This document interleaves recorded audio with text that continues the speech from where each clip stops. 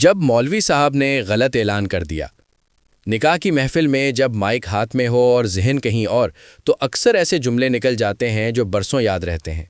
پیش ہے ایک اور دلچسپ اور مزاحیہ کہانی۔ یہ ایک پروقار نکاح کی تقریب تھی۔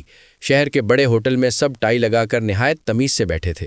اسٹیج پر مولوی صاحب تشریف لائے، جنہیں اس دن ایک ساتھ 3 نکاح پڑھانے تھے، اس لیے وہ تھوڑی جلدی میں تھے۔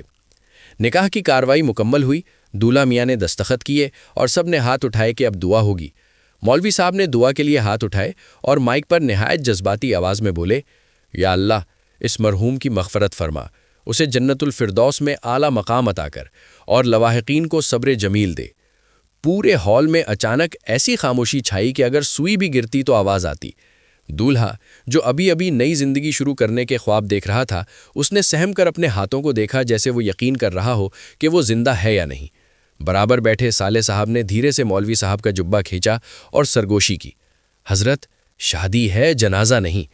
مولوی صاحب کو اپنی غلطی کا احساس ہوا، وہ بری طرح گڑبڑا گئے۔ انہوں نے فوراً بات سنبھالنے کی کوشش کی اور مائک پر دوبارہ بولے، او معاف کیجیے گا، وہ پرچی غلطی سے جیب سے نکل آئی تھی۔ دراصل میں کہنا یہ چاہ رہا تھا کہ اللہ اس جوڑے کی زندگی میں برکت دے اور دولہا میاں کو صبر جمیل عطا فرمائے، کیونکہ آج سے ان کی آزادی کی مغفرت ہو گئی ہے۔ یہ سنتے ہی ہال میں قہقہوں کا طوفان آ گیا۔ دولہا میاں جو پہلے سہمے ہوئے تھے، اب اپنی آزادی کے جنازے کی بات سن کر سر جھکا کر مسکرانے لگے۔ مولوی صاحب نے اینک ٹھیک کی اور مسکراتے ہوئے دولہا کے والد سے کہا، بھائی، اعلان تو غلط ہو گیا تھا، لیکن دعا میں نے بالکل پتے کی کر دی ہے۔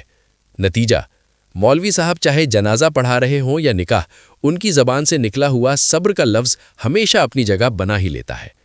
ہماری یہ مزاح اور سابق آمیز ویڈیو اچھی لگے تو شیئر ضرور کریں اور چینل کو سبسکرائب کریں۔